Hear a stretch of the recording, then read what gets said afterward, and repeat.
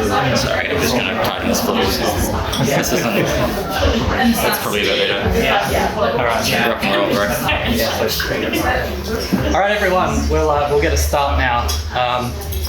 So kia ora koutou, ngā mihi nui ki koutou katoa. Sorry, Australian by birth, haven't quite mastered the language yet. My name is Tyler West. I will be tonight's chair, and I am quite delighted to welcome you to this Otago Socialist Society Halloween lecture of Parasites and Plagues, the Social Origins of Cosmic Horror by Chris Lamb.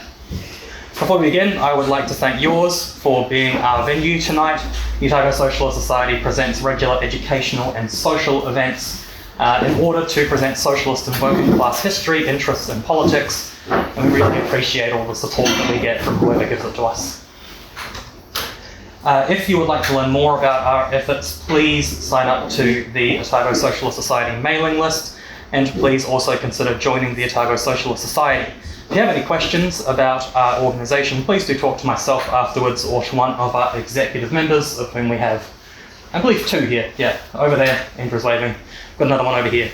But wait until after so we can get through the lecture and the questions.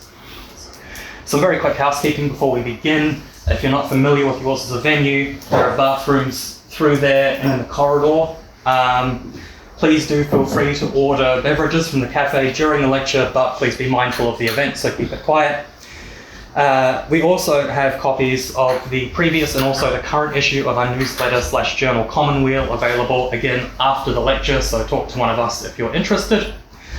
And lastly, for future events, keep an eye on our Facebook and Instagram accounts or sign up to our mailing list once again.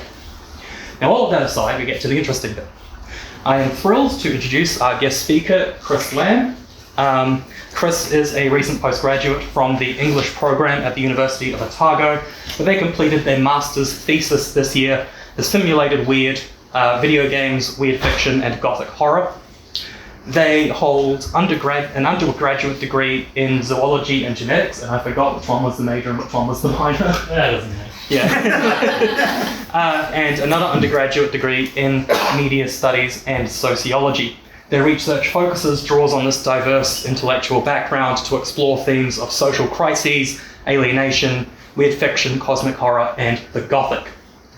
So can we please all give Chris Lamb a round of applause.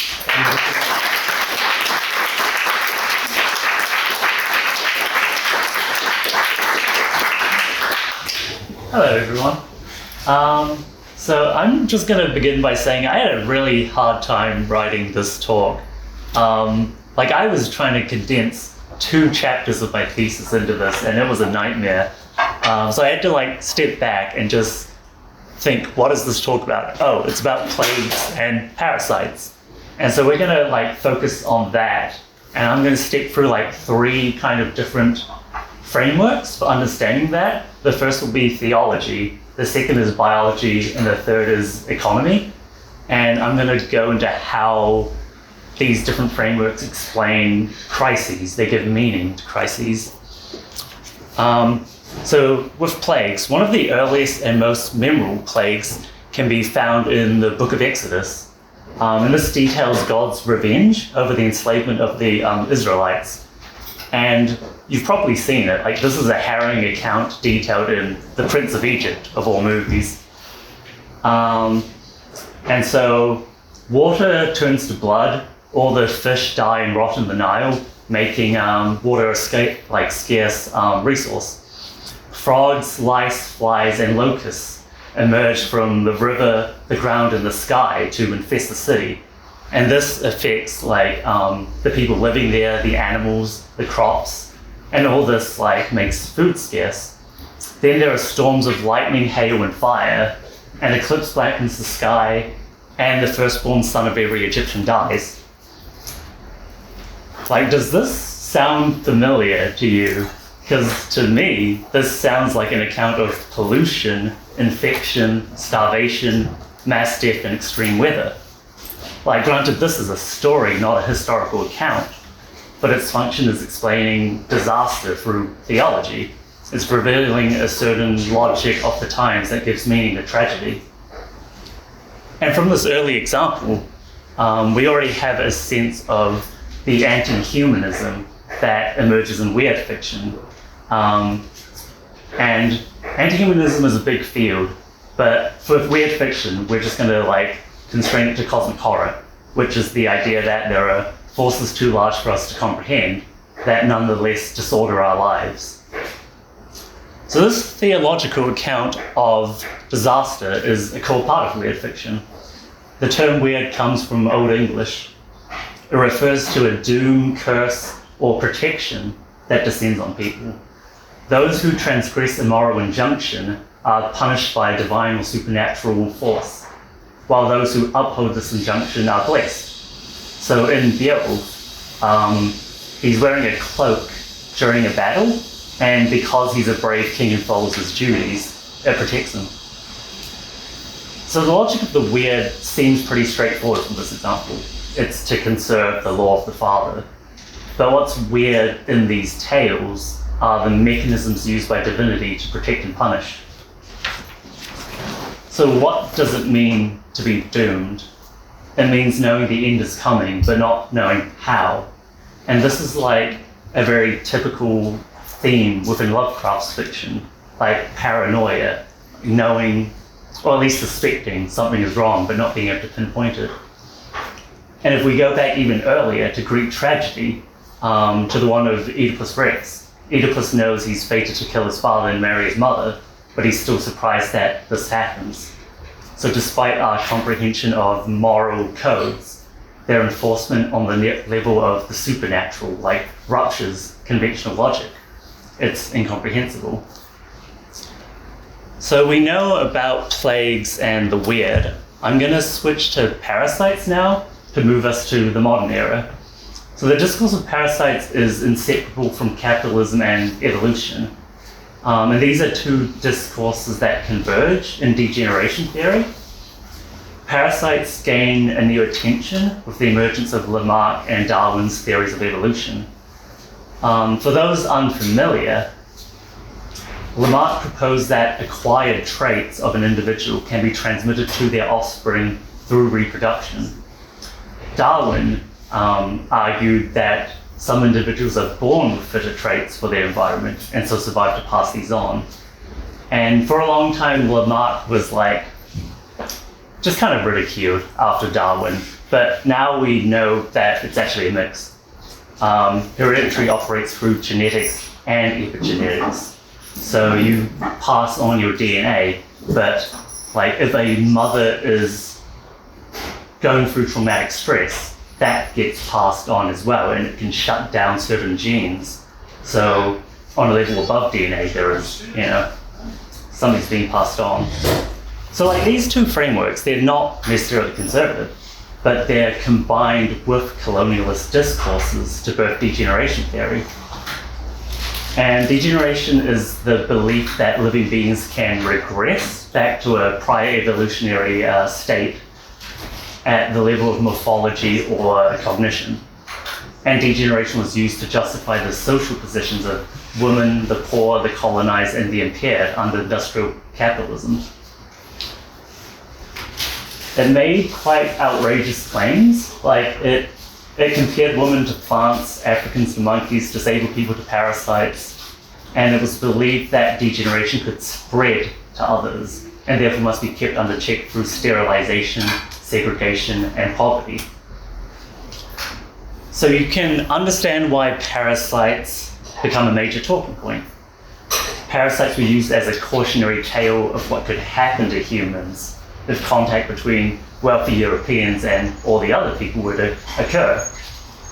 And I don't make that point lightly. All the degenerationists were educated European men who had a stake in preserving their class of power. Degenerationists drew on many life forms to make these points. So one argued that the barnacle Saculina begins like a crab with a head, mouth, tail, legs. It's capable of striving and hunting for its food. But then it wriggles into the shell of a real crab, spreads its tendrils in, and becomes essentially a sedentary vampire. Another believed that fungi were once these like majestic, self-sustaining plants who lost their chlorophyll through degeneration, becoming like little freaks that just thrived off decay. And like we know better now, like such creatures are highly adapted to the environments they reside in. But the point is the parasite, like the plague of the biblical story, was used as a stand-in for morality. It was a natural phenomenon used to explain a social ill. And an understanding of disability can further this point. Disability scholars have argued that while impairment is individual, disability is social. Even if you're paraplegic or autistic, the barriers you experience are institutionally enforced. Stairs aren't natural, 8-hour workdays aren't natural, being bombarded with loud flashing ads isn't natural. These are conditions that are socially constructed and therefore can be changed. So with the advent of industrial capitalism and factory labour, rigid working conditions become commonplace. And it's here that the disabled individual is born. There's someone that's incompatible with standardised labour and dense urban spaces. Through discourses of degeneration, an impaired person becomes a parasite. But like you might be asking, a parasite to what? And it's a parasite to profits. So that's why neoliberals push for the dismantling of welfare and social services. They're still operating under this degenerationist logic. A lot of Gothic fiction was informed by degeneration, and I'm not going to go into like the broad history of this. I'm just going to touch on the kind of end point. So H.G. Wells' The Time Machine. This was written in either the very late 1800s or early 1900s. Can't quite remember. But this is like almost a satire of class struggle viewed through the lens of degeneration, because it involves a man who travels 800,000 years into the future to discover that the economic classes of England have degenerated into essentially hobbits and orcs, like due to their physical segregation.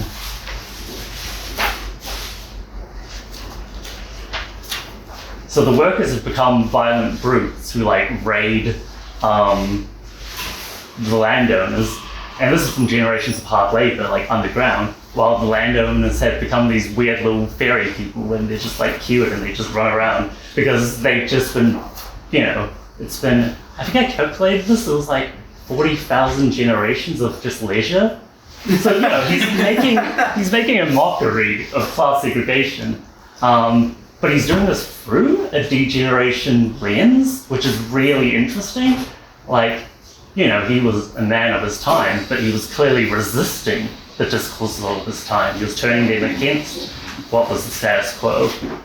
And he was trying to say that class society is mutually degenerating. Wells's War of the Worlds brings us closer to modern germ theory. An invasion of Martians on Earth is brought to its knees by an infection.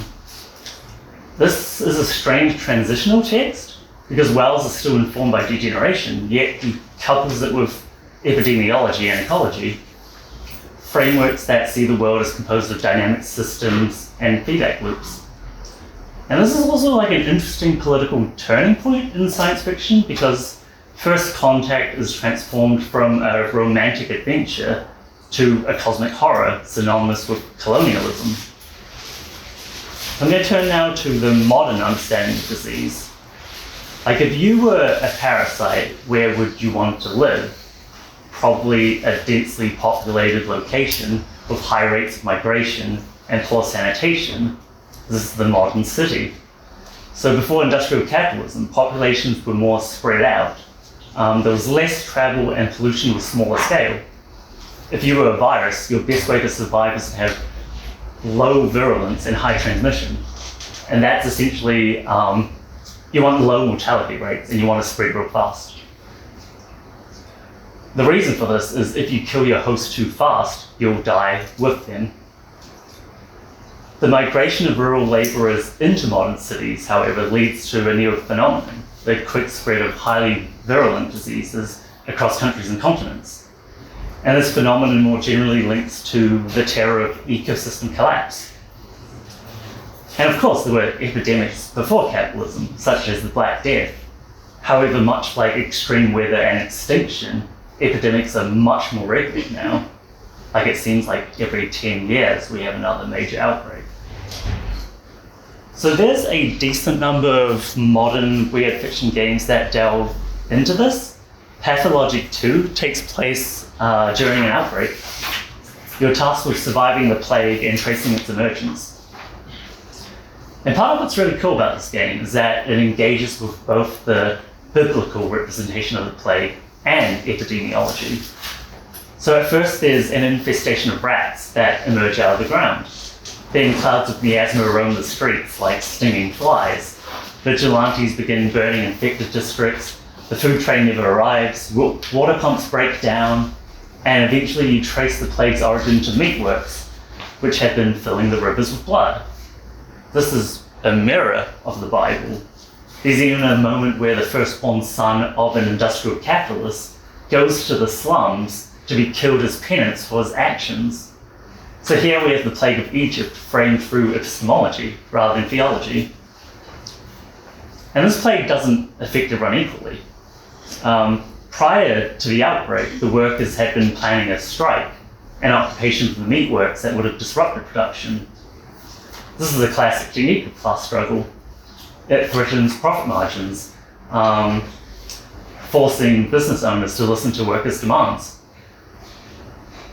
In Pathologic 2, the firstborn son resolves this dispute by locking the workers in the slums for a week without food, water, or sanitation. And these are the conditions that generate the plague. So it's not just that the plague emerges from the meatworks, it's that it emerges at the intersection of pollution, overcrowding, and exploitation. This is a critique of economy, of the way workers are organized in anti-democratic workspaces by land and business owners. Like Pathologic 2 even makes a point about how the working class were created by colonialism. Many of the workers were once part of the kin, a collective name for the indigenous people of the steppe. Their lands are stolen by colonialists, cutting them off from subsistence farming and therefore self-sufficiency. Like they didn't need wages until they had no food or shelter. And the plague that infects the community doesn't emerge until after they're concentrated into urban squalor. So just to go back to like a 101 of capitalism, like what is the point of capitalism? It's to generate profit. And how does it make profit? Through the intensification of exploitation at the sites of land, labor, and consumption. So at the site of land, this would be, mining more intensely, finding more places to mine, stuff like that. For labor, it would be increasing working hours, making people work more in the amount of hours that they're doing. It can be finding cheaper workforce overseas. And at the site of consumption, this would be more aggressive marketing or pushing into other countries where you don't have markets yet. And the irony of these intensifications are that they lead to crisis. They lead to a total standstill of production in Pathologic 2. And so it's trying to say that capitalism is self-destructive. Like what's terrifying isn't the plague, but the conditions that breed it. Conditions that kill and disable workers at scales previously unthought of. So Inside delves into similar themes of exploitation and disability. It takes place in a fascist dystopia, and much of its horror comes from this little white parasite, which is implanted into workers to make them docile. And you play as this little kid who has to evade the fascist forces. You stumble on these workers in railways and mines. These are workplaces associated with the industrial working class. These workers can be controlled by a helmet, and you use it to clear debris and activate switches. And gamers are used to these kinds of puzzle mechanics, but there's a lot of unsettling imagery associated with these workers. There's a sequence where their bodies are examined and tested. At one point they're herded into trucks and trains with their heads shaved, and halfway through the game you pass a warehouse where they're stacked in cages. Like, these are clear allusions to colonialism as well as fascism. And this isn't surprising if you've dipped your toes into history. Like, fascism builds up colonialist ideology, the idea that certain races are inferior to others. and decolonial scholars have traced such racism to the transatlantic slave trade, which emerged as a response to the Black Death. Like with half to a third of the European workforce dead, suddenly peasants had a lot more bargaining power, so the ruling classes turned to a cheaper alternative, slavery. So while fascism is remembered for its genocide, many of its prisoners were used as slaves. I.T. Farben, the chemical manufacturer, used 30,000 prisoners from Auschwitz alone as workers and test subjects.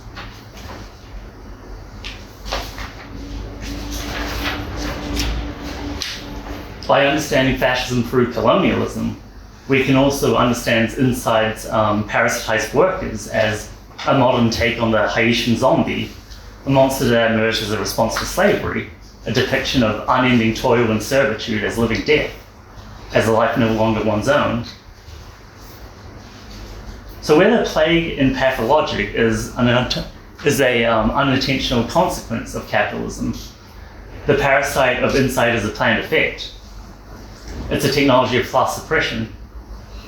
Like, this is an incredible reworking of degeneration, because it turns it into a form of structural violence, emerging out of social organization rather than biology. We see such structural violence in our own world. Things like food deserts, pollution, and medical gatekeeping. They drain us, they're parasitic. They burn through our time, energy, and money. They make us docile because our efforts are spent trying to survive.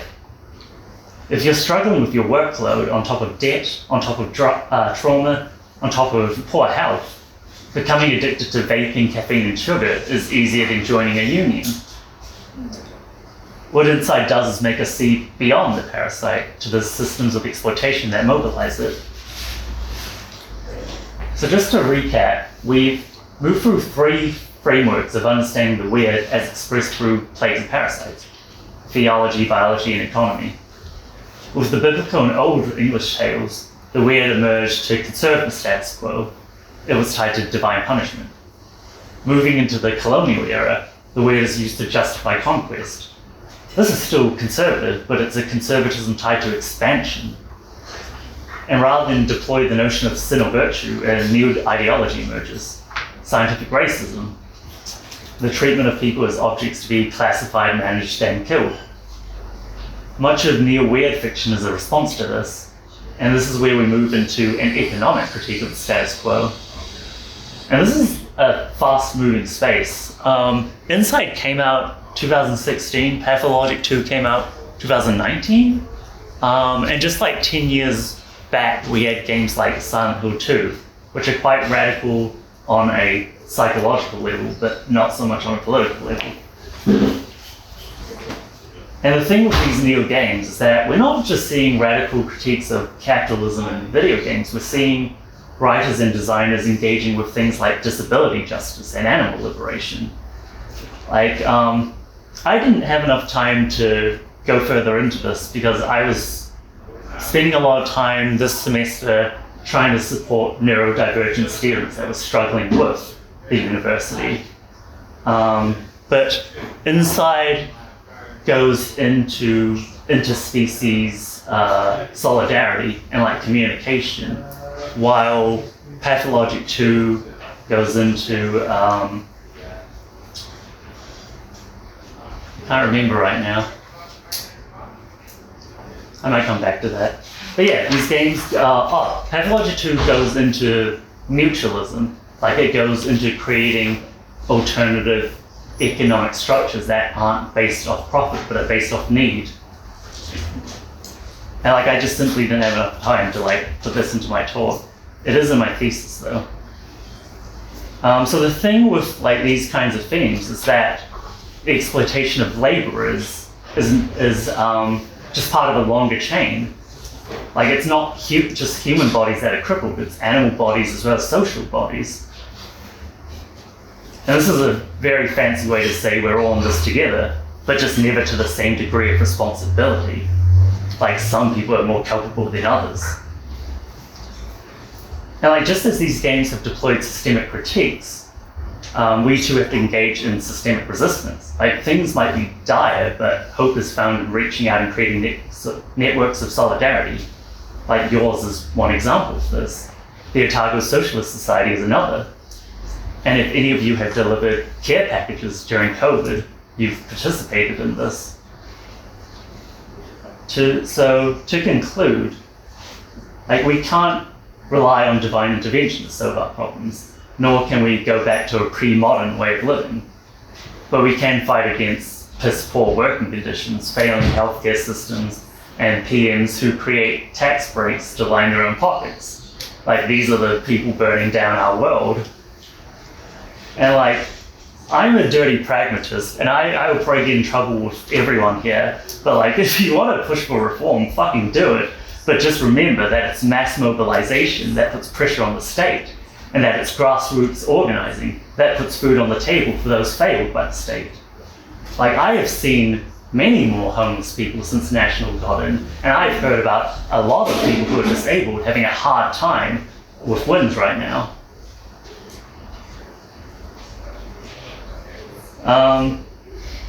So I really want to end this talk on an optimistic note, but I did not really get there. But like, I guess I want to end with, like, as much as I wanted to end on hope, I think outrage can fuel resistance just as much. And I guess in the space I'm in, having to like care for students who are not cared for by the university at all, I am feeling a lot of outrage. That's all I've got, guys. I'm sorry.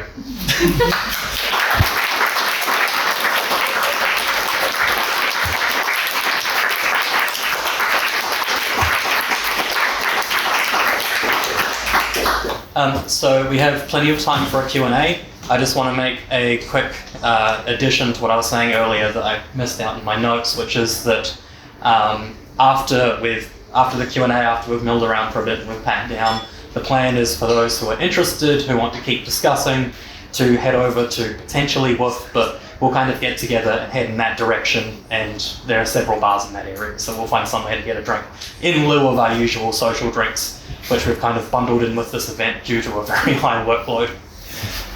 So I'll take questions for Chris. If there's no questions, I might pose one or two of my own just to keep things going.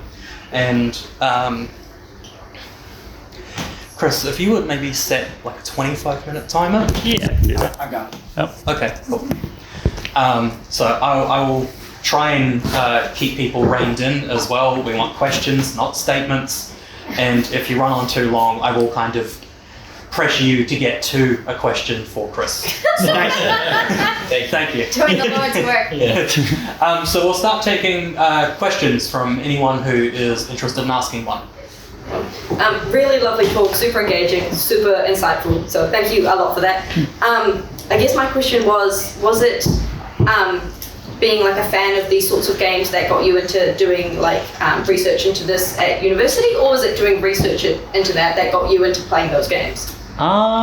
It was being a fan and just becoming more politically conscious, because I played Inside when it was released, and I just thought it was a cool horror game. It wasn't until like I started getting into socialism, anarchism, etc., that I started seeing, oh shit, this is mobilizing a lot of themes, like visual themes. Because for those of you who haven't played Inside, there is absolutely no like verbal communication. It is all done through like soundscapes and like these kind of visuals, I don't know, these kind of mega structures that like you zoom out further and further and you see how small and like insignificant the child is. So yeah, it was that. And also it was, I never used to be into horror films until I started seeing things like Get Out. And I was like, oh, there's something more happening here as well. Like these films are trying to do consciousness raising essentially. Yeah. Anyone else? Go on, Andrew. Oh, thanks heaps. That was amazing. Like, so many different directions that, like, you know, it just sparked off for me. It kind of like really, time of the year. Like, one of the things would be like that I thought of is how people used to be, like Halloween used to be a lot of fear of nature, and then it becomes like more fear of like social stuff in this environment. So there's a tipping point. Definitely. And then like that idea, I think, of metabolic rift, like that there's this brokenness in the world that scary things come out of. And like I was also interested in like if you got any comments, like it seems to me that with what's going on in Gaza right now, like we're in a new era, like we're actually in dystopia, the apocalypse has begun, and the other thing was the freezing works. Imagine like that's the biggest industry in New Zealand. It's been far more formative of New Zealand's identity than Gallipoli, but you never hear about it. I'll get you to come to the end. Do you have a question? I'm done. Oh, okay. Just comments, please. I can address at least the first one. I don't know if I can hold the rest in my head. So the thing about nature, like this is something I had to cut from the talk because it would have been too much background. But yeah, in the 1600s, 1700s, the sublime was a very big concept, which is, we're separate from nature. And when we behold like a mountain or we behold a storm, like we realize how insignificant we are and that we actually have no impact on the world. Now with global warming, we've moved into something different. We're suddenly realizing that all our tiny actions, as well as the very big actions by industry, are actually affecting the world. But when it comes back to us, we still don't have control over it. So like there's this like kind of gap in accountability. Like we kind of know we're responsible, but we feel helpless to respond. And like that, to me, is the new form of cosmic horror that neo-weird fiction and other fictions are trying to deal with right now. Any others? Over there. It seems like the definition of weird, the weird that you're working with is quite expensive. Can you kind of, just sort of go over sort of what weird encompasses in the context of this talk? No, sure. That was another thing I didn't go into. Like, I guess the weird for me is a rupture of something seemingly impossible that like breaks our understanding of the world. So like this was me drawing from Lovecraft, who I fucking hate, that he unfortunately has a good definition of the weird, which is that, you have this suspicion that the laws of the universe no longer hold. And so early weird fiction was like very nihilistic. It was very like, this little dude meets a big 4-dimensional creature and it's like, oh fuck, oh shit, like I have absolutely no power and I'm insignificant and this thing could stomp me out at any moment and it doesn't even want to. It might not even notice me existing.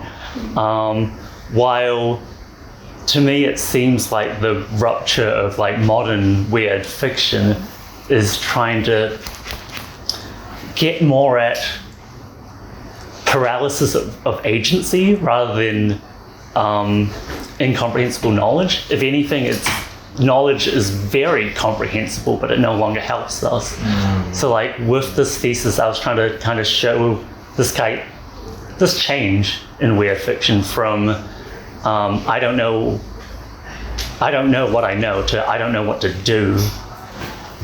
Any others? Thanks. Great talk.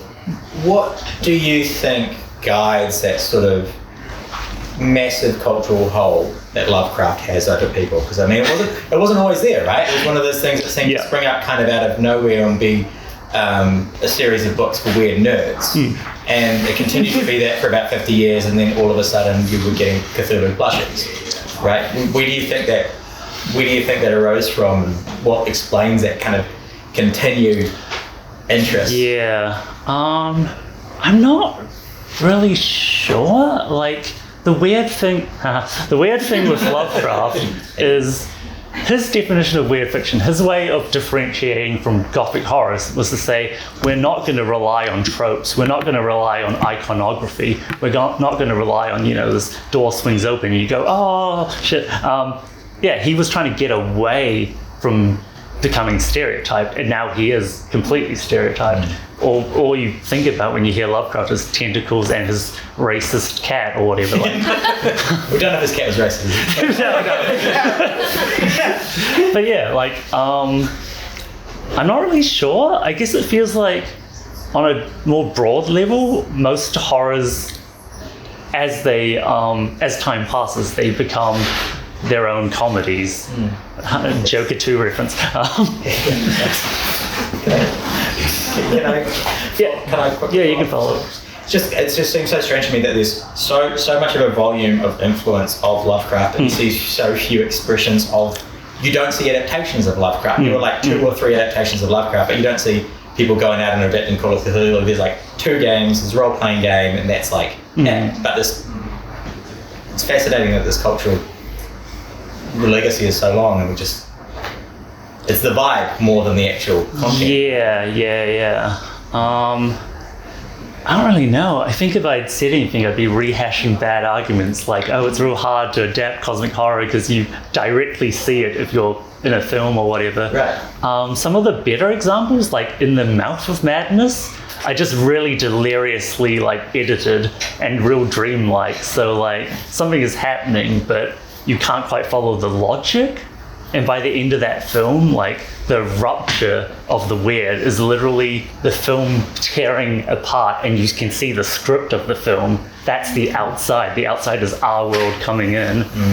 And like, I guess that's the closest people have succeeded, but even that's like a weirdo postmodern version of weird fiction. Over there? Hi guys. Hello. Cool.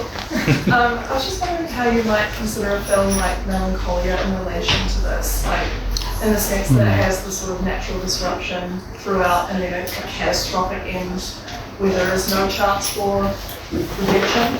Is that Yeah. would you see that as more of a sort of comedic, doomed outcome of a situation like that, or is it more like I don't know, maybe optimistic in some strange way? Yeah, I guess Melancholia, that's the Lars von Trier one, right? Yeah. Melancholia feels quite different from weird fiction because it feels very symbolic to me, like old school symbolist decadent energy. Like what's happening isn't actually just what's happening, it's standing in for a lot of other like weird spiritual themes. So I guess it seems more like almost an absurdist film to me rather than a weird fiction one. Because most weird fiction ones are very literal. What is happening is happening. The only thing you're not sure about is the character questions themselves, but there are at least things happening around them. And I'm not sure how to place Melancholia in that kind of framework. Order? I'd like to request a riff, if I may. Oh. You mentioned a bit about the epigenetics and all that, so I guess if you could riff on intergenerational trauma as it relates to weird fiction and cosmic horror. Yeah.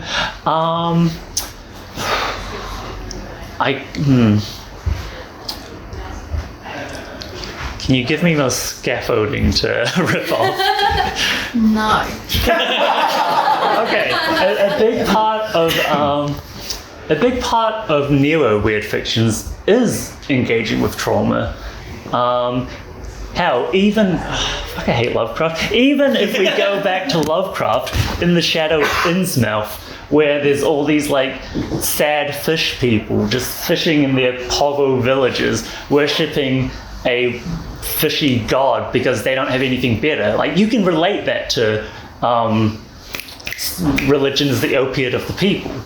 You can relate that to like Lovecraft. Like he certainly doesn't have good representation of people, but you can feel some kind of weird sympathy for the people he's depicting. So even back then, you can see it as an example of these are people crushed by capitalism. Because a classic talking point, whenever I say I hate Lovecraft, a socialist always comes in and says, hey, he became a socialist at the end of his life. And I'm just like, yes, like you're right. Well, he became less racist. I don't know if he became less racist, but yeah, like, so he's clearly, a lot of the weird fiction authors, they are seeing dispossessed people. they might not have the best responses to that. Like another one is the guy who wrote Conan the Barbarian. Oh. He was a right-wing libertarian, but he was that because he saw these like crony capitalists come into his little town, turn it into this mining like town, rip it apart, and then leave. And his town was just destroyed because of that. So he was like, fuck these big monopolies, fuck these like cunts. Like that's what pushed him. And so like even early weird fiction, there was a lot of people dealing with trauma.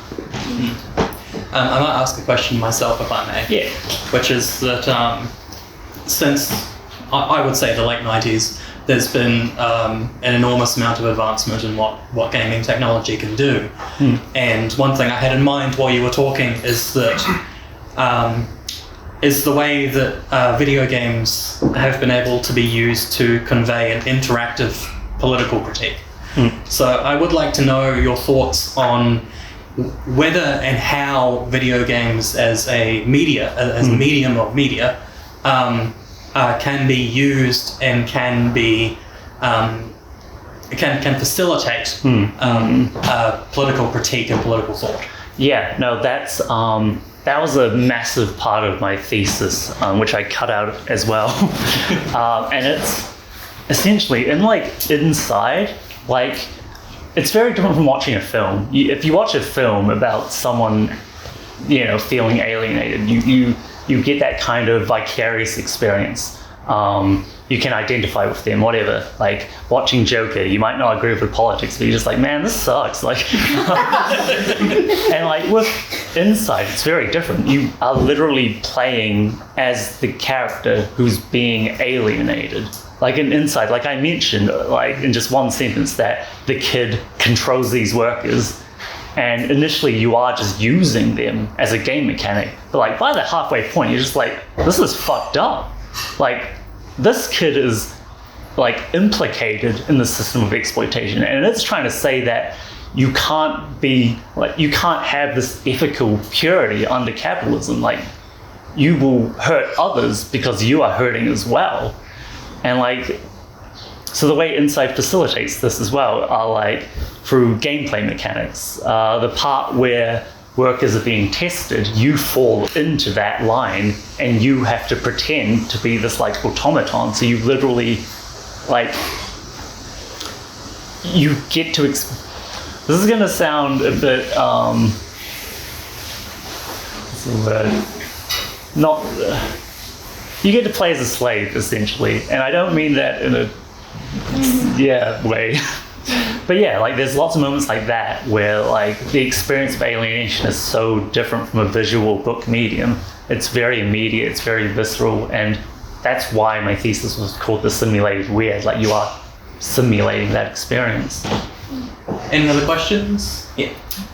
Horror, I think, has become very commercialized in recent days and stuff. Where do you think horror is heading in, kind of what direction it's heading, and is it heading away from its political systemic roots and towards a sort of more individual evil model? I wish I could be the one responding to that, but I'll give it to you. I'm not sure how I feel about that, because I kind of had the opposite feeling about horror. Like it felt very individualized in the like 80s, 90s, 2000s, and it feels like only recently that we're getting more systemic critiques. Like I know a lot of people don't seem to like Midsummer, but I think it's a fucking cool representation of like BPD trauma and like trauma recovery. Like, yes, she's inducted into a cult at the end, but that's like, yeah, like there's some good shit in that film. I kind of want to pass this on to Tyler, because Tyler's the horror expert. Okay, very quickly, my thoughts would be that there has been a horror boom recently that was missing in the late 2000s, early 2010s because of exhaustion from franchises like Hostel or Saw.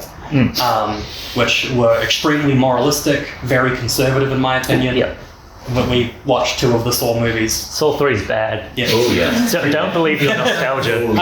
But I think going at least as far back as the 60s, I would hazard to say possibly even the 50s, there has been this very commercialized and exploitative form of horror, but there has been a dual current, I think, of horror that takes an interest in an intellectual interest in social critique and philosophy more broadly. There was one here. You talked about Exodus a bit, and I was thinking with Exodus, the plagues they're sent by God to sort of free the Israelites, and in that lens, it's like a positive thing. And is that similar for other weird fiction? Do you have these plagues and parasites forming something where it's like this is a triumphant return for our people? Right.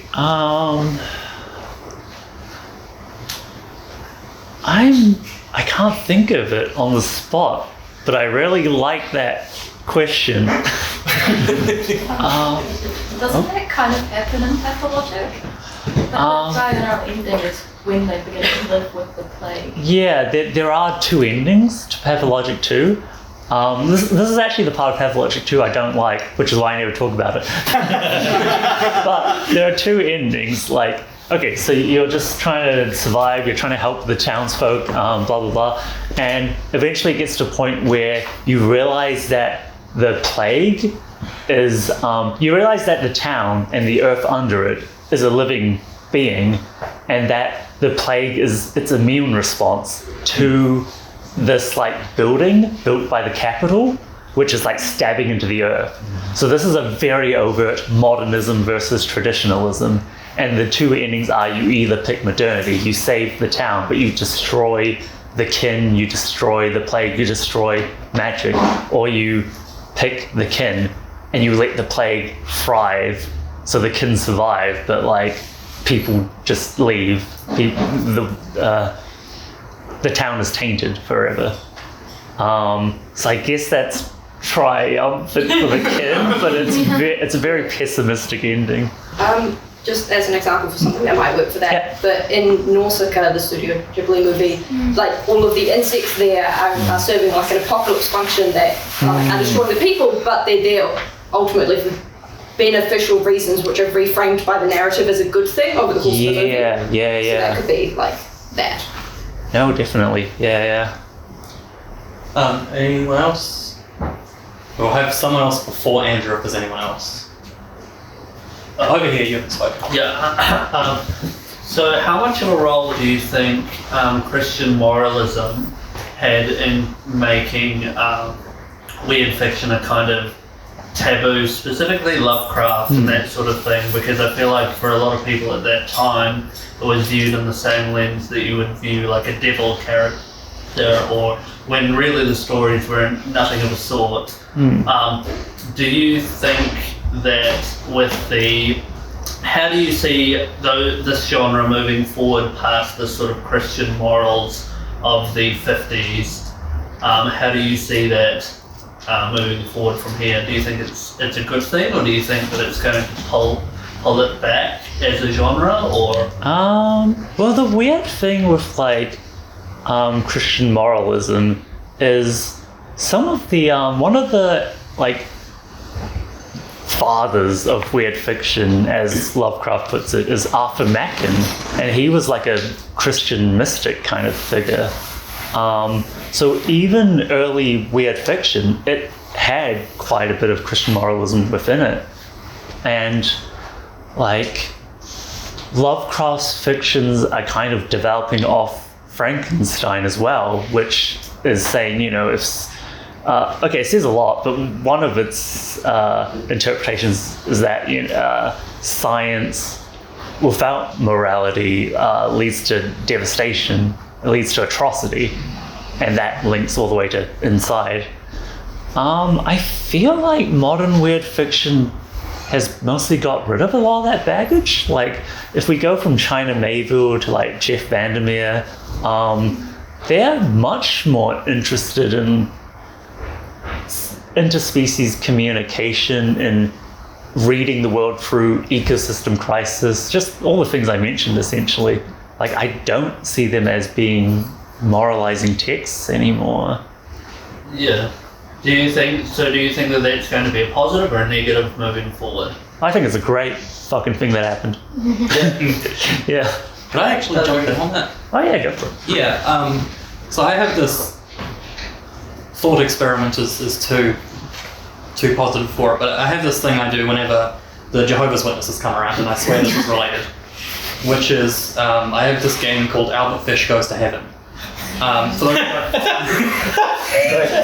For those who don't know, Albert Fish was a serial killer in the 1920s and 30s, and part of his intense psychosis was that he could not go without experiencing some form of pleasure and torment, but that included himself. And I asked this to Jehovah's Witnesses because it poses a very sticky question as to whether Albert Fish goes to hell.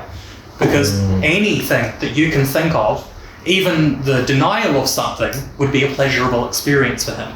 And anyone would agree that Albert Fish deserved to go to hell, as all serial killers do. So I asked this to Jehovah's Witnesses, and it usually makes them mad and they go away. But I bring this up because the basis of that is something that you find increasingly in horror over probably the last 15 years, which is this idea that going forward you don't have just true evil. More pulp films will embrace with that, and I love pulp horror, but in films that are trying to say something, they're trying to engage with essentially the same idea, which is that can we have a horror that is non-moralistic and tries to present both the thing that creates the horror as well as the thing that experiences it, and give not a sympathetic view of both, but give a view of both in which you can understand how the situation has arisen. I actually think Midsommar is a great example of this, because the cult in Midsommar, their horrors are partially a result of their encounter with modernity. Yeah. Sorry, that's just a thought I had and I had to get it out. Andrew had a second one? 1 minute. Cool. Left. Yeah, so we've got Andrew last then. Oh, you don't? Lewis, did you have one? Yeah, I just had a ref request for Bloodborne. You can just thumbs up or thumbs down. 50 seconds, go.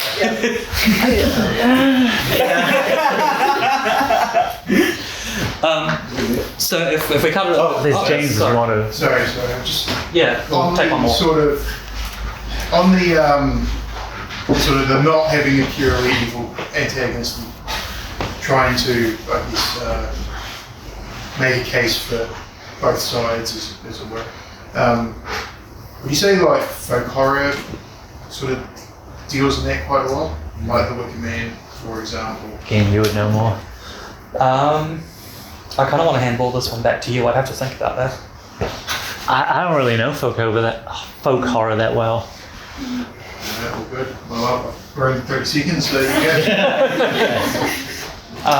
But we'll take you, but it'll have to be the final one. Okay. Just wondering, just given the predominant pessimistic themes in weird fiction or weird media or nihilism, antinatalism, physical determinism, all these things that how do you reconcile that with wanting to be an activist or be concerned about the world when, I mean, is it a spiritual cul-de-sac, the new weird fiction, in the sense that it really offers nothing other than... No, I don't agree with that. I think a lot of the more pessimistic strains of weird fiction started being reworked through the 1960s and 70s with neo wave science fiction, because that's kind of the beginning. Well, not the beginning. That's when there was a big upheaval of like ecological themes. Like you had books like The Genocides, which is about Earth being colonized by aliens, but then they just turn it into a farm. And humans are just pests within the crop that they're just exterminated. And so it's a very pessimistic book, but that's already starting to be like, okay, there's a reason we're living in these pessimistic, nihilistic times. It's because there are bigger political forces constraining us to that like awful disposition. And I see neo-weird as trying to push further and being like, okay, instead of just looking at the bad, what can we find in the good now? What can we build out of that? So yeah, like I'm kind of very anti-pessimist as a weird scholar. I think I would label myself as an anti-weird scholar. So we'll close things off here. I want to have one last round of applause for Chris.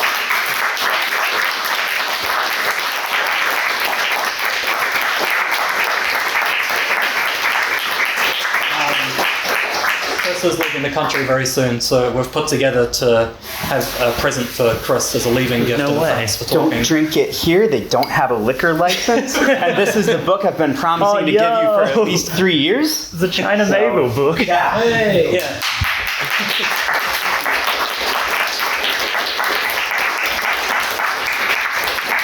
So just a very quick, the members of society here, we're going to stick around for a little bit longer just to help pack down.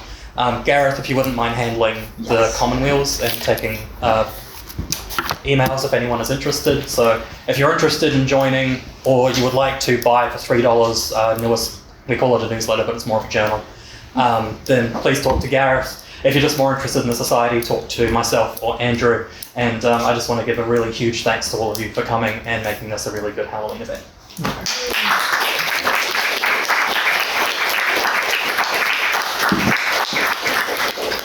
We did not print off a mailing list sign up, but I have 2 pages in my notebook dedicated right here. Please come on up. We have one more event planned for the year, which is going to be on November 23rd. It's going to be a public meeting kind of on the topic of why I'm a socialist. A few of our members are preparing breached fields for it. It'll also be a public discussion afternoon of November 23rd at the Dunedin South Young Labor Rooms, rather. The Labor Party has not figured out what we're up to, so please keep your mouth shut.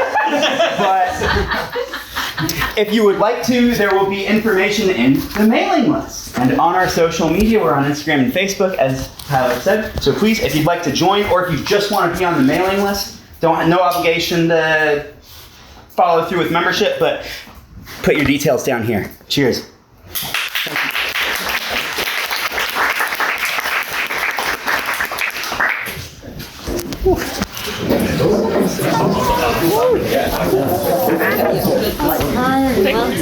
Great.